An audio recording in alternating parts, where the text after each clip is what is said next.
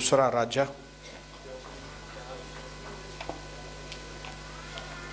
चौथा अध्याय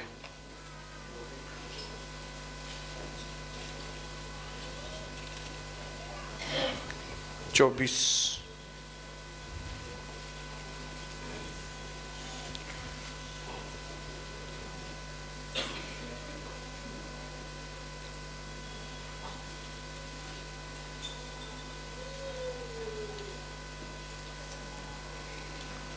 यहाँ पे एक माँ जो है वो बहुत ही व्याकुल है क्योंकि उसका बेटा मर गया है। इमरजेंसी है जिसको हम बोल सकते हैं। बोलो इमरजेंसी है। क्या बोलती है देखेंगे। दूसरा राजा 2:24। तब उस स्त्री ने गधी पर लाठी बांधकर अपने सेवक से कहा, हाँ के चल और मेरे कहे बिना हाँकने में ढिलाई न करना। वो अपने सेवक को बोल रही है, ये गधी को जल्दी चला, जल्दी दौड़ा, क्योंकि इमरजेंसी है। मैं आपको बताना चाहता हूं, ये जिस समय में हम जी रहे हैं, कई लोगों को लगता होगा या नहीं लगता होगा, लेकिन ये वक्त जो है ना वो इमरजेंसी का है।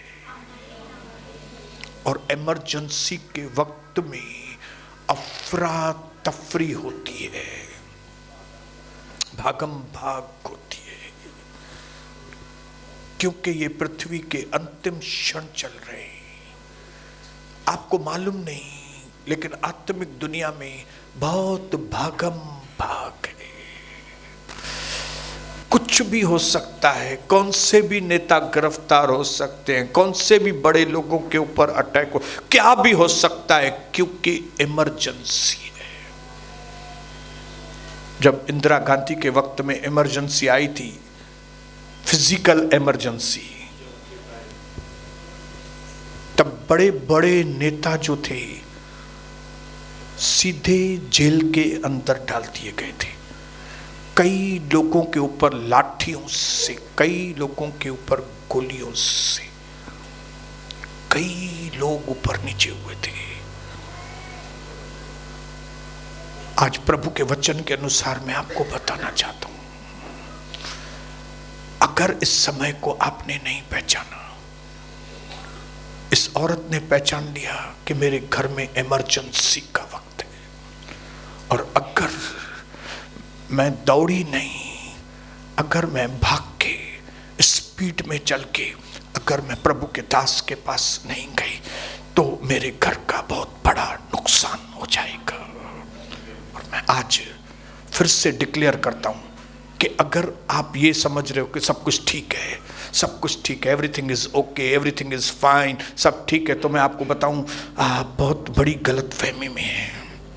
सब कुछ फाइन नहीं है, सब कुछ सही नहीं है, इमरजेंसी लगा हुआ है, दुनिया बदल गई है। ऐसे वक्त में अगर आप अपने जीवन में पेस नहीं पकड़ेंगे, पेस मतलब गति, रफ्तार, अगर आप ढीले पड़ जाएंगे, आप नुकसानों को देखेंगे।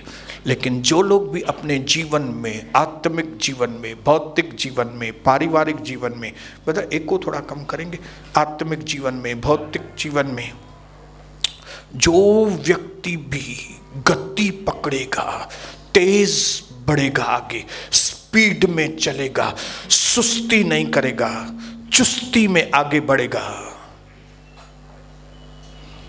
वे लोग ही जय पाएंगे। अगर नहीं, आप जय नहीं पाएंगे। क्योंकि अगर शैतान ने आपके अंदर डाला है कि सब कुछ तो ठीक चल रहा है यार, ये तो खाली डरा रहा है हमको, तो मैं आपको बताऊं आप बहुत बड़ी गलतफहमी में हैं। इस वक्त परमेश्वर ने मेरे जीवन को बहुत आशीष किया है। मैं अपने लाइफ स्पैन के अंदर, मैंने अपने जिंदगी के आज तक की उम्र के अंदर अगर सबसे ज्यादा मैं आशीषित हुआ हूं तो 2021 में आशीषित हूं। इस वक्त जो मेरा पीरियड चल रहा है, ये जो समय चल रहा है, मेरा आज तक का सबसे ज्यादा आशीषित वक्त चल रहा है। लेकिन इस सबसे ज्यादा आशीषित वक्त में मुझे मालूम है this is a time of emergency. अगर मैंने अपने पर्सनल जीवन के अंदर, अपने पारिवारिक जीवन के अंदर, अपने फाइनेंस में, पैसों में, अपनी सेवा में अगर मैंने पेस नहीं पकड़ा, अगर मैंने गति नहीं पकड़ी, अगर मैं स्पीड से आगे नहीं बढ़ा, मैं बहुत नुकसानों को फिर देखूंगा। इसके लिए ऐसे इमरजेंसी के वक्त में मैं सोता कम हूं, काम ज्यादा करता हूं। हालेलुया। और काम पहले जैसा नहीं करता हूं, काम डिफरेंट तरीके से करता हूं, क्योंकि दुनिया बदल चुकी है। हालेलुया। वचन में लिखा था, उस दिन हमने पढ़ा, the world is fading. Fade, colour fade होता है तो क्या हिंदी में क्या बोलते हैं उसको? हाँ, जैसे कपड़ों का कलर फीका पड़ता जाता है, वैसे दुनिया का रंग फीका पड़ता जा रहा है। दुनिया फीकी होती जा रही है, मिठास चली गई है, रिलेशंस, संबंधों में से मिठास चली गई है, पैसों में से बरकत चली गई है, लोगों के अंदर से प्यार ठंडा हो गया है, लोगों के अंदर से सिर्फ स्वार्थ और स्वार्थ और स्वार्थ दिखता है। दुनिया बदल गई है। अगर आपने अपने काम करने के तरीके को नहीं बदला, आप बड़े नुकसान में जाएंगे। मैंने अपनी आंखों से बहुत सारे लोगों को इस नुकसान में से जाते देख रहा हूं, जिन्होंने भी पिछले जीवन में लापरवाही करके आज के समय के लिए अपने आप को तैयार नहीं किया था। उनके घरों में समस्याओं के पहाड़ आ गए। किसी के घर में बीमारी का गढ़ बन गया है, किसी के घर में अशांति का गढ़ बन गया है। कई पति पत्नी विश्वासियों के बीच में तलाक हो चुके हैं और कई तलाक के कगार पर खड़े हैं। क्यों? क्योंकि उन्होंने इमरजेंसी को समझा था। सब ठीक है ना, सब ठीक है ना, हमारे पास पैसे हैं, हमारा पति है, हमारा बच्चे हैं, हमारा ये है, सब है। उनको मालूम नहीं था इमरजेंसी में कुछ भी होता है। हालेलुया। इमरजेंसी, बोलो इमरजेंसी। इसने कहा, ऐ सेवक, मेरा बच्चा बहुत तकलीफ में है, मेरा बच्चा तो लगभग मर गया है, मुझे लेके चल। कहां पे? दास के पास लेके चल और फुर्ती कर, तेजी कर, गधे को हाँक हाँक, जल्दी, स्पीड। के लिए सबसे पहली चीज जो इन 17 दिनों में, इस साल के पूरा होने के पहले पड़े हैं, इन 17 दिनों में सबसे पहली चीज जो आज परमेश्वर हमको सिखाना चाहता है वो है स्पीड पकड़ो। अपने पड़ोसी को बोलो, स्पीड पकड़ो। मैं आपको पर्सनली बताऊं कि मुझे इतना मजा आता है चुस्त लोगों के साथ काम करने में कि मेरा मन खुश होता है। हालेलुया। जो स्पीड में काम करते, तुरंत काम करते, तुरंत ओबीडियंस करते हैं। ऐसा प्रभु के वचन में लिखा है। बाइबल कहती है कि परमेश्वर का दास दाऊद कहता है, मैं तेरी आज्ञाओं को मानने के लिए दौड़ के मैं बुरा। तो चयो ना है मां पूरो क्या तमा कई गाल चई ना है मां पूरो क्या तमाजा मन चयो ना है तमा मुखे वो पूरो करणो। को मालूम है प्रभु के जो स्वर्गदूत है वो इस तरह से करते हैं। एक स्वर्गदूत ने पतरस को जेल में अंदर से निकालने के वक्त घाई क्यों की? जल्दी जल्दी उठो, उसने कहा। क्यों भाई जल्दी? आप तो स्वर्गदूत हो, आपको कौन रोक सकेगा? आप स्वर्गदूत हो, आप एक हाथ घुमाएंगे तो ये सारे जो सैनिक हैं ये सिपह सालार सब मर जाएंगे। पतरस ने ये नहीं बोला मेरे को घाई क्यों कराते हो मेरे को, क्योंकि पतरस को मालूम है कि जब परमेश्वर की ओर से कोई आज्ञा स्वर्गदूतों को आती है तो स्वर्गदूत उसमें ढिलाई नहीं करते, वे स्पीड में काम करते हैं। मुझे स्पीड में काम करना, मुझे रात को भी काम करना है, मुझे दिन को भी काम करना है। इसके लिए परमेश्वर कई बार ऐसी सिचुएशंस, ऐसी हालात हमारे आसपास बनाता है कि हम स्पीड को पकड़ें। जब ट्विन टावर के ऊपर अमेरिका में हमला हुआ था, तब अगर आपने न्यूज़ देखी होगी, उस वक्त समाचार देखे होंगे, तो आपने समाचार देखा होगा कि सारी जो मशीनरी थी यूएस की, अमेरिका की, सारी मशीनरी ने स्पीड पकड़ा था। खाली मशीनरी ने नहीं, खाली पुलिस डिपार्टमेंट नहीं, खाली इंटेलिजेंस डिपार्टमेंट नहीं, सब लोग जो टावर के आसपास थे लोग, आप वीडियो देखो उसमें कैसे वो जो सुस्त लोग चलने में होंगे, उन्होंने भी देखा जब टावर गिर रहे हैं, भागो रे भागो। सुस्त लोग भी भाग रहे थे, चुस्त लोग भी भाग रहे थे, पुलिस भी भाग रही थी, इंटेलिजेंस डिपार्टमेंट भी भाग रहे थे। कई ऑफिसेस के अंदर पूरी पूरी रात उनको पेपर तैयार करने थे, ये ऐसा हो गया, ये ऑर्डर उधर करना है, ये काम ये करना है, पूरी रात ओवर टाइम। और पेस पकड़ो।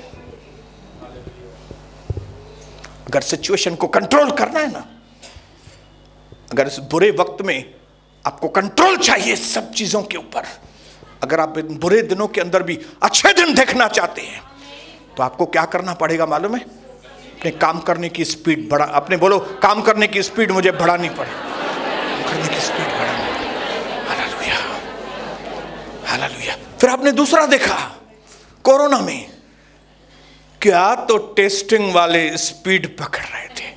हालेलुया। उनका बस नहीं चलता था कि अगर उनके 6 हाथ होते थे तो 6 हथन सा इंजेक्शन सड़ंदा, 6 जू रिपोर्ट, 6 जा खून है कमल कढन में बॉटल में विझन। दिन रात मेडिकल वालों ने काम किया, दिन रात, रात रात रात, पेस पकड़ा, स्पीड पकड़ा, क्योंकि उनको मालूम पड़ गया यही मौका है कमाने का। कई लोगों को लगता था यही मौका है लोगों को बचाने का। किसी भी तरीके से उन्होंने स्पीड पकड़ी अपने काम में। कई लोगों ने 2-2, 3-3 अलग अलग ब्रांचेस भी खोल दी। पहले एक ब्रांच होती थी, अभी दूसरी, पैथोलॉजिकल, ये लेबोरेटरी, उधर लेबोरेटरी। क्यों? क्योंकि उनको मालूम था पेशेंट्स इमरजेंसी के जैसा है। हालेलुया। मैं आपको बताऊं, इस वक्त आपको जी रहे हैं जिसमें उसमें सब कुछ बराबर नहीं है, नहीं है। अचानक से क्या हो जाएगा मालूम नहीं है। आपको अपने काम करने के तरीके में न सिर्फ बदलाव लाना है, लेकिन अपने काम में तेजी लाना है। बोलो, मुझे तेजी लाना है। सफा सुस्त न थियो अमड़ भेनरू। अपने पड़ोसी को बोलो, सुस्त नहीं बनो, महंगा पड़ जाएगा।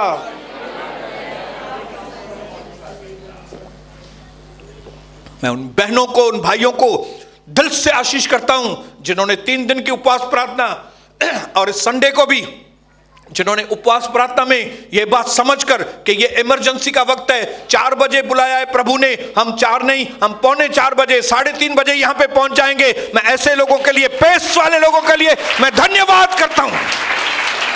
हालेलुया। और मैं आपको पहले ही मैं लिख के भेजता हूं आपको कि ऐसे लोग अपने बड़े प्रतिफल को पाएंगे।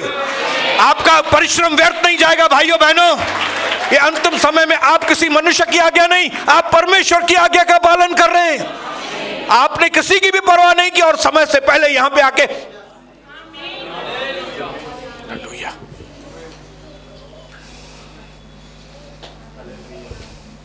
हमें एक ऐसी सेना चाहिए जो ऑर्डर मिले नहीं और वो माने। हमको वो सेना नहीं चाहिए मुर्दार, नाम बड़े और दर्शन कोटे। पास्टर, ब्रदर, आपका प्रीचिंग कितना अच्छा है। Hallelujah, hallelujah. जब प्रभु बुलाता है तब तो नहीं होती, जब प्रभु बुलाता है तब होते नहीं हो। ब्रदर मैं तो YouTube पे देखता हूं ना, मुर्दार मुर्दार। हमारे रायपुर के बाहर के विश्वासी लोग बोलते हैं हम मरते हैं ब्रदर कि हमको मौका मिले हम आपकी कलीसिया में आए। हालेलुया। लेकिन कई हमारे लोग क्या करते हैं उसको, they take it for granted. उनको इन चीजों का महत्व मालूम नहीं, उनके लिए घर की मुर्गी दाल बराबर है। ये घर की मुर्गी दाल बराबर है। हालेलुया। ये घर की मुर्गी है। रोज तो वचन बांटता है ना ये आदमी, ये रोज तो बांटता है ना। आपको ऑर्डिनरी लगता होगा, ये रोज बांटता है ना। हालेलुया। लेकिन आज परमेश्वर की आत्मा पहले मेरी और फिर आपकी आंखें खोलना चाहता है और आपको बताना चाहता है ये बहुत ही खतरनाक वक्त चल रहा है और ये वचन बहुत खतरनाक है और हमने जो पवित्र आत्मा पाया है वो बहुत खतरनाक है। इसके लिए हम सब भी खतरनाक हैं। हालेलुया। और ये चीज बहुत खतरनाक है कि जब आप खतरनाक हो लेकिन आपको मालूम नहीं कि आप खतरनाक हो। रिपीट करता हूं मैं, ये चीज बहुत खतरनाक है कि जब आप खतरनाक हो लेकिन आपको मालूम नहीं कि आप खतरनाक हो। आप खुद को उड़ा देंगे क्योंकि आपको मालूम नहीं कि आप खतरनाक हो। हालेलुया। वो बम जो दूसरों के लिए आपके पास रखा हुआ है, दुश्मनों के लिए, वो बम आप खुद के ऊपर ही ब्लास्ट कर देंगे। मैं चाहता हूं कि इमरजेंसी के वक्त में परमेश्वर से रोशनी मांगो। रोशनी रोशनी रोशनी। मैं कैसे लोगों को बचाऊं, मैं कैसे अपने आप को बचाऊं, मैं कैसे कौन से काम में मैं आगे बढ़ूं, कौन सी चीज में मैं। और मैं पिछले कई समय से आपको बता चुका हूं, मेजरिंग ऑन मेजर्स। 100 बार और बोलता रहूंगा, हजारों बार और बोलता रहूंगा। जो इंपॉर्टेंट बातें हैं उनको ज्यादा महत्व दो, जो इंपॉर्टेंट बातें नहीं हैं उनको बिल्कुल महत्व मत दो।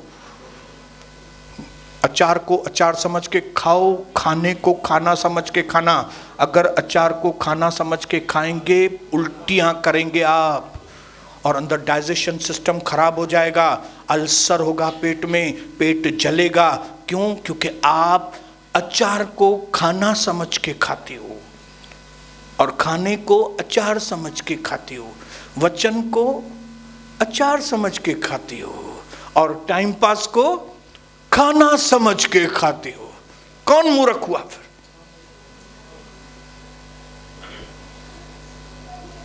हालेलुया। मैं सारी हाउसवाइफ्स को, जो नौकरी करती है उनको, जो धंधे करते हैं, जो नौकरी करते हैं, मैं आज प्रभु के वचन के अनुसार आपको बोलना चाहता हूं। इमरजेंसी का वक्त चल रहा है। अपने समय के अंदर अनुशासन लेकर आना, अपने पैसों के खर्चे के ऊपर अनुशासन लेकर आना, अपने बॉडी के ऊपर अनुशासन लेकर आना, अपने दिमाग के ऊपर अनुशासन लेकर आना, नहीं तो बहुत बड़े नुकसान में गिरफ्तार हो जाओगे। मैं ऐलान करता हूं कि प्रभु के लोग बिल्कुल भी गिरफ्तार नहीं होंगे यीशु मसीह के नाम से। प्रभु के लोग जय पाएंगे यीशु मसीह के नाम से। प्रभु के लोग आगे बढ़ेंगे यीशु मसीह के नाम से।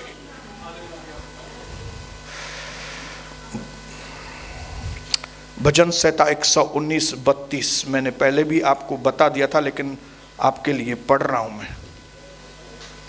119:32 तब तू मेरा हया बढ़ाएगा,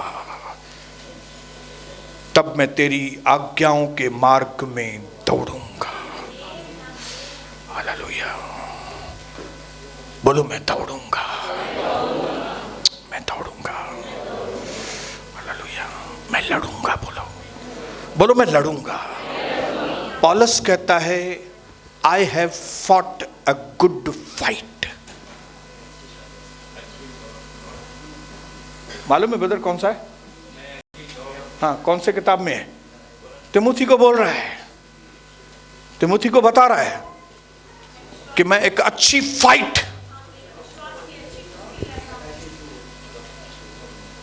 मैं एक अच्छी लड़ाई लड़ चुका हूं। मैं आज आपको इनकरेज करना चाहता हूं, आपको लड़ाइयों में जय पानी है। सबसे पहले तो आपको मालूम होना चाहिए कि आप लड़ाई में हैं। मैं लड़ाई में हूं, ये आपको मालूम होना चाहिए। अगर आप लड़ाई में हैं और आपको मालूम नहीं कि आप लड़ाई में हैं, तो आप उठते बैठते मार खाएंगे, उठते बैठते मार खाएंगे, उठते बैठते मार खाएंगे, अगर आपको मालूम नहीं कि आप लड़ाई में हैं। पौलुस को ये मालूम था, इसके लिए वो मार नहीं खाता था, वो मारता था। इसलिए उसने अपने जीवन के अंतिम क्षणों में तिमुथिस को, जो उसका आत्मिक बेटा था, उसको उसने कहा कि मैंने एक अच्छी दौड़ दौड़ी है और मैंने एक अच्छी लड़ाई एक लड़ी है। आपको मालूम नहीं है, हमें रोज लड़ाई करनी है। हालेलुया। हम जब, आप ये मत समझना कि मेरे लिए इस भवन में आना तो बहुत आसान है। ब्रदर तव्हांखे छा आहे, सब कुछ आ त तव्हां जो इन घर में अचण त सवलो। मैं लड़ाई लड़के इधर आता हूँ। सुबह सुबह ये फैसला लेना पड़ता है कि 10:30 बजे यहाँ पे आऊँगा तो मुझे 9 बजे निकलना है। ये कोई मामूली बात नहीं है, ये लड़ाई है। आज पानी का बॉटल भी भूल गया था लेने के लिए। मैं परमेश्वर को धन्यवाद करता हूँ। मैंने सनी को फ़ोन किया, मैं बोला सनी पानी का तो प्यास लगेगा, मुझे निकलना नहीं है बाहर। मेरी ऑफिस पे फ़ोन किया और मेरा ऑफिस का व्यक्ति 2 बजे के आसपास मुझे पानी दे के गया और वो पानी मैंने पिया। यहाँ आना मेरे लिए एक लड़ाई है। अपनी पत्नी से प्यार करना मेरे लिए एक लड़ाई है। मैं आपको बताऊं, कई गलतियां, कई 19-20 बातें मेरी पत्नी करती होंगी, लेकिन उसको नज़रअंदाज करके उसको खाली समझाना, ये कोई मामूली बात नहीं है, ये लड़ाई है। मेरा बेटा गलतियां करता है तो उसके लिए मैं उसको मारता नहीं हूँ, मैं उसकी थोड़ा सहन करता हूँ। ये सहन करना एक लड़ाई है। मैं लड़ाई लड़ता हूँ। हालेलुया। जब मैं धंधा करता हूँ तो कई जगह पे बिजनेस करने में मुझे लड़ाई करनी पड़ती है। फिजिकल लड़ाई नहीं, ऐसा नहीं ग्राहक को मैं ठोसे मारता हूँ, लड़ाई नहीं। ग्राहकों की कई बातें सहन करनी पड़ती हैं। डील्स के कई तरीके मुझे पसंद नहीं है, लेकिन उसके अनुसार मुझे करना पड़ता है, फाइट करना पड़ता है मुझे। हालेलुया। कलीसिया की कई लोगों की बातें मुझे सहन के बाहर हैं, लेकिन मैं उनकी सहन करता हूँ। फाइट करनी पड़ती है, ये फाइट है। ये कई लोगों के साथ जिनके साथ मैं बहुत अच्छा चला हूँ, उन्होंने पीठ पीछे मुझे छुरा भौंका है। ये फाइट है कि उनके लिए मेरे मन में बुराई ना आए। ये एक लड़ाई है मेरे अंदर। हालेलुया। कई लोगों ने बीच में धोखे देकर मुझसे दूर चले गए हैं। जिनके साथ मैं बहुत अच्छा चला, उन्होंने बहुत गलत व्यवहार मेरे साथ किया। ये एक फाइट है। ये मिनिस्ट्री जो है, ये लड़ाई है, ये आसान बात नहीं है। कई लोगों को लगता होगा कन छाता पे आए, करते क्या, ये तो बस इधर खड़ा है, उसकी पत्नी भी खड़ी है, बस गलाए थी भाई बस। अरे बहुत पापड़ बेले हैं, बहुत पापड़ बेले हैं। एक औरत को बोलो, अगर आप भाई तूने किया क्या है, खाली बच्चे को तो जो वो भी नॉर्मल डिलीवरी किया है ना, क्या किया है? अरे तुम उसको बहन को पूछो कि वो नॉर्मल डिलीवरी भी वो एक फाइट है, वो एक लड़ाई लड़ी है उसने।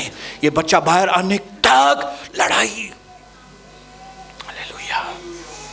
पौलुस कहता है मैं लड़ाई, I have fought a good fight.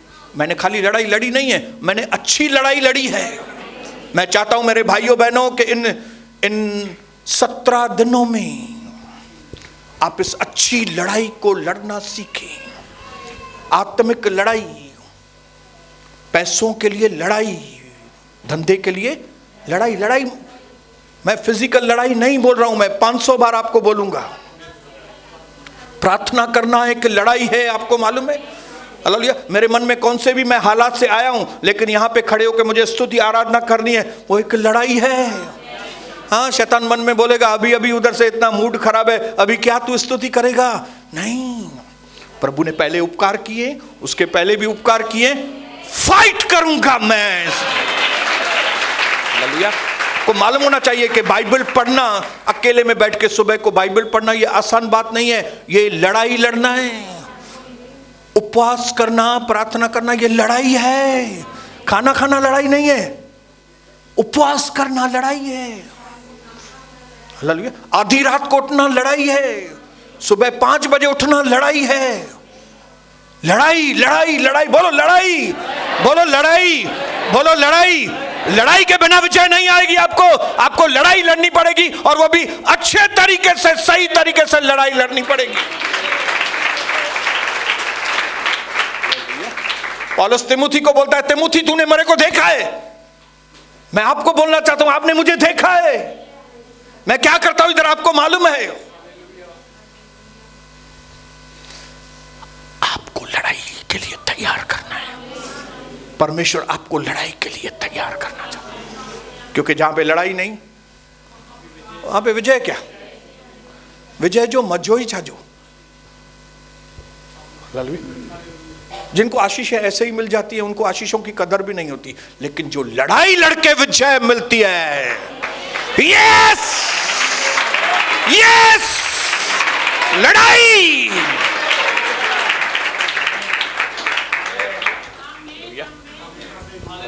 कई बार दिमाग में शैतान डालता है, मंगलवार को भाई लोग कम आते हैं, इसके लिए कोई भी लल्लू पंजू वचन दे दो, बड़े टाइम पास कर, मंगलवार के दिन इतनी मेहनत मत करो, फोन वोन ज्यादा करो अपने धंधे के उधर से। क्यों? क्योंकि लोग तो वैसे भी कम आते हैं मंगलवार को। हाँ भाई, बड़े पाव थोड़े कम बोल दो, मंगलवार को कम लोग आते हैं। Hallelujah, hallelujah, hallelujah. लेकिन ऐसे वक्त में भी, मंगलवार को भी उसी तरह से वचन तैयार करके बैठना, ये मामूली बात नहीं है, ये लड़ाई है। और अपने पड़ोसी को बोलो, आप लड़ाकू हैं कि नहीं वो बताइए मेरे को, कि आप आराम वाले दायरे में बैठे हुए व्यक्ति हैं। आराम, हालेलुया, आराम, ये आराम का मामला है। हालेलुया, आराम। जो आराम करेगा उसको बाद में आराम नहीं मिलेगा, लेकिन जो अभी आराम नहीं करेगा उसको बाद में आराम ही आराम।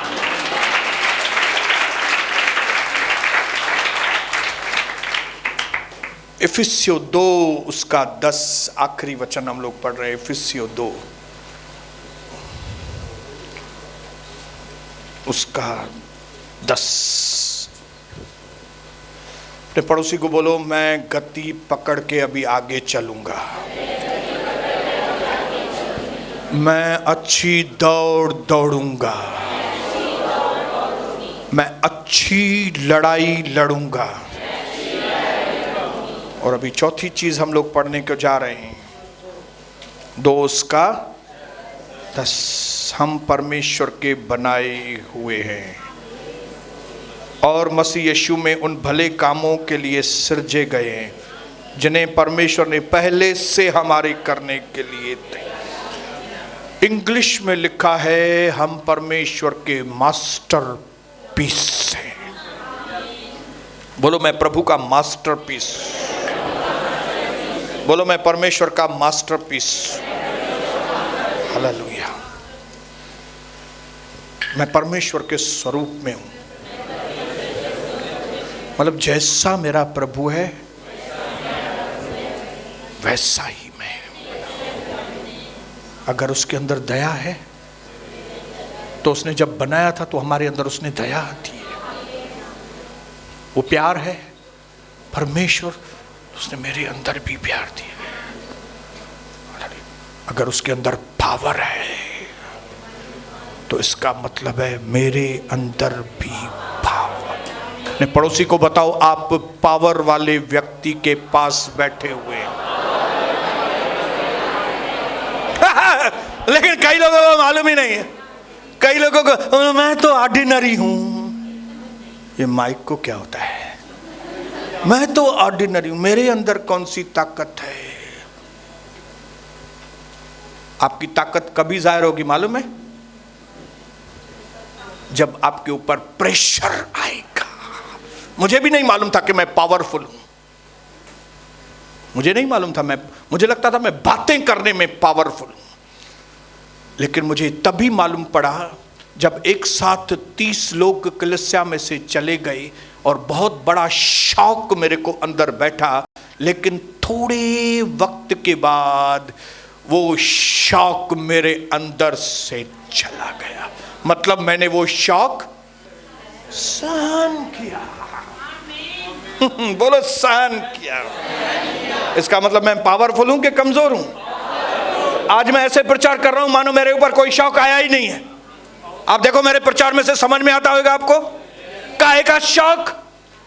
एक चीज मुझे मालूम पड़ गई, मैं बहुत पावरफुल। जब कभी कोई तकलीफ, कोई मुसीबत, कोई बीमारी, कोई फैमिली प्रॉब्लम, बच्चों का प्रॉब्लम, कलीसिया के प्रॉब्लम, समाज का प्रॉब्लम, 2 बार अटैक हुआ मेरे ऊपर। उन दोनों अटैक के अंदर मैं जयवंत होकर निकला। तो मैं पावरफुल हूं कि नहीं? तो मालूम कैसे पड़ता था? डर लगता था कि कई लोग मेरे को इधर अटैक करेंगे, और वो अटैक हो गया। हालेलुया, अटैक हुआ। लेकिन उस अटैक के बाद जो कार्यवाही हुई, उस कार्यवाही में मैंने देखा कि मेरा नुकसान नहीं हुआ, मेरा तो फायदा हो गया। जिन्होंने अटैक किया था उनका नुकसान हो गया। तो पावरफुल वो हुए कि मैं हुआ? मैं, बोलो मैं पावरफुल हूं। बोलो बोलो मैं पावरफुल हूं। मालूम कभी पड़ता है जब भी प्रेशर आता है आपके ऊपर, जब फैमिली प्रॉब्लम्स आते हैं, जब पति की मार पड़ती है, तब समझ में आता है कविता बसंतानी कितनी पावरफुल है। इतनी मार खाने के बाद भी न सिर्फ जिंदा है, लेकिन अभी वो जयवंत से ज्यादा बढ़कर। मैं आपको बताऊं, कई मेरी बहनें पंहिंजे घोट जो तुर धड़को सहन न कर सघनि। कई जो पत्नियां अपने पति के थोड़ी डांट करता है, मैं तो छोड़ के चली जाएगी कर। तो मैं आपके बताऊं कि आपके बीच में एक लेडी बैठी है जो मेरी पत्नी है। उसने 100 बार नहीं, 500 बार से ज्यादा मेरी मार खाई है। और वो भी कोई ऑर्डिनरी मार नहीं, जानवर के जैसा उसने मार खाई है। लेकिन न सिर्फ जिंदा है, लेकिन उसके रवैये में से, उसके जीवन में से कोई भी नहीं, जिसको किसको भी नहीं मालूम पड़ेगा कि ये इसने उसमें से गुजरी है। क्यों? क्योंकि वो पावरफुल है। हालेलुया, बोलो हालेलुया, बोलो हालेलुया। इसके लिए मेरी ये प्रार्थना है कि जिन लोगों को समझ में नहीं आता कि हम पावरफुल हैं, उनके ऊपर आने तो किथे वेंदे। हालेलुया। जिनको लगता है मैं पावरफुल तो ये है, खाली वो है, मैं तो पावरफुल हूं नहीं, तुंहिंजा ॾींहं हाणे ॾुखिया थींदा। त पोइ तोखे ख़बर पवंदी त तूं केॾो पावरफुल। जब पैसे खाली हो जाएंगे तो तुमको मालूम पड़ेगा कितना पावरफुल है तू। पहले कारों में घूमने वाले अभी पैदल भी घूम सकता है ना, मतलब पावरफुल है ना। Hallelujah, praise the Lord. पहले बड़ी बड़ी ऊंची ड्रेसें पहनने वाले अभी दूसरे कपड़े आपको दे रहे हैं, और आप वो दूसरे कपड़े पहन के भी घूम रहे हैं ना। इसका मतलब है पावरफुल है। इसके लिए वो सिचुएशन आने के पहले अपने आप ही कन्फेस करो, मैं पावरफुल हूं प्रभु। हालेलुया, मैं पावरफुल हूं, मैं पावरफुल हूं प्रभु। हालेलुया। और अगर जब कबूल करते हो कि मैं पावरफुल हूं, तो उस पावरफुल के अनुसार काम भी करो। काम करो, काम करो प्रभु के लिए। हालेलुया। आपको मालूम होना चाहिए कि ये पावर प्रभु ने ऐसे ही नहीं दिया है आपको। आपको पावर किसी मकसद के लिए दिया गया है। आपको अभिषेक किसी मकसद के लिए दिया गया है। आपको पैसे किसी मकसद के लिए दिए गए हैं। आपको पति किसी मकसद के लिए दिया गया है। आपको पत्नी, आपके बच्चे किसी मकसद के लिए दिए गए। अगर आपको ये मालूमात करने के लिए टाइम नहीं है, आप तकलीफ में आएंगे। लेकिन अगर आपको मालूम पड़ गया है और आप उसके अनुसार जीवन बिताते हैं, आप इतिहास बनाने वाले लोग ठहरे। हालेलुया। जब तक दुनिया कायम रहेगी, लोगों को मालूम पड़ेगा कि उल्लासनगर में सिंधियों के बीच में अगर तहलका किसी ने मचाया था तो वो सोनी बसंतानी ने। हालेलुया। अगर कोई सिंधी ने मार खाई है 2-3 बार, फिर भी इतनी बहादुरी के साथ अगर वो कर रहा है तो वो और कोई नहीं, सोनी बसंतानी है। इसी तरह से आप भी इतिहास बनाने वाले लोग ठहरे। जैसे आज हम पौलुस के लिए याद करते हैं, जैसे आज हम यीशु मसीह के लिए याद करते हैं कि ऐसी कुर्बानी कोई दूसरा दे नहीं सकता। यीशु मसीह के जैसा कोई दूसरा पावरफुल नहीं है कि दूसरों के पापों को अपने ऊपर उठाए, दूसरों के गलतियों को अपने ऊपर ले और सूली पर इतनी भयानक मृत्यु सहे। बाबा कोई दूसरा नहीं कर सकता। अगर मेरे गुरु ने इतिहास बनाया है कि उसके इतिहास रचने की वजह से ईसवी सन भी यीशु मसीह के नाम से होता है कि वो इतना पावरफुल है कि उसका नाम लेने से हम जो कोई काम करते हैं उस नाम में हमको सफलता मिलती है। उस नाम के कारण दुष्ट आत्माएं आज भी भागती हैं, उस नाम की वजह से बिगड़े काम बन जाते हैं, उस नाम की वजह से सब कुछ टेढ़ी बाकड़ी लोग सब सही हो जाते हैं। तो आप सोचो हम कितने पावरफुल लोग हैं। हालेलुया। बोलो प्रभु यीशु मसीह की वजह से मैं पावरफुल हूं। प्रभु यीशु मसीह की वजह से मेरे द्वारा दुष्ट आत्मा भागती है। बोलो। हमारी प्रार्थनाओं के द्वारा अद्भुत काम होते हैं। क्यों? क्योंकि यीशु मसीह का पावरफुल नाम मेरे अंदर है। इसके लिए 17 दिन बाकी हैं और प्रभु ने वायदे किए 17 दिनों में डिले नहीं करूंगा। मैं आपके इतिहास को बदल दूंगा, मैं आपके जीवन को बदल दूंगा, मैं उन बुराइयों को दूर कर दूंगा आपके जीवन से, मैं आपके चक्करों को बदल दूंगा। अगर प्रभु ने वायदे किए तो आपको और मुझे क्या करना चाहिए? क्या करना? बोलो क्या करना चाहिए? हाँ, आज मंगलवार है, फिर दूसरे मंगलवार को आने का है।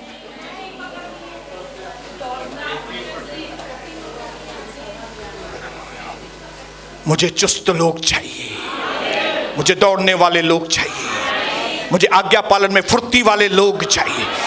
परमेश्वर को एक ऐसी टीम चाहिए जो प्रभु के जैसी हो। प्रभु को ऐसे लोग चाहिए जो दाऊद की तरह उठकर खड़े हो जाएं। उपवास के लिए बुलाएं तो उपवास के लिए आए। खाली क्रिसमस मां क्रिसमस में तो तुम ना तो खई ना चढ़नी दासे असा Christmas. You are disqualified. Hallelujah, hallelujah. Next year से अटेंडेंस देखेंगे कौन से लोगों का कितना अटेंडेंस है। ये चालू आदमी है कि सही आदमी है। हालेलुया। मैंने आपको बताया इधर तलवारें चलेंगी, आपको बैठना है तो बैठो, चाकू चलेंगे इधर। हालेलुया। मैं आपको बताता हूं जिनको अटेंडेंस का परवाह नहीं है वे चालू लोग हैं, चालू।